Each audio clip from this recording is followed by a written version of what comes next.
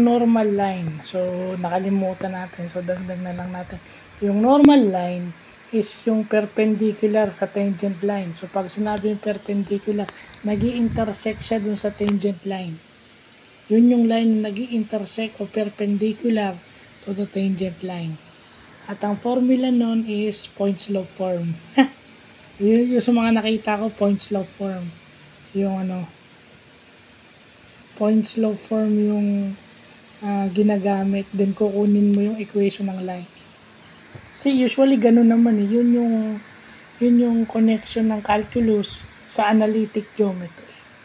Kasi alam naman natin sa analytic geometry, ang isa sa pinaka-topics dyan, unang-una lines. So yun lang, naano natin yung normal lines na napaka-importante. Yung mga formulas niyan, actually, lahat yan. Secant line, tangent line, normal line, lahat yan.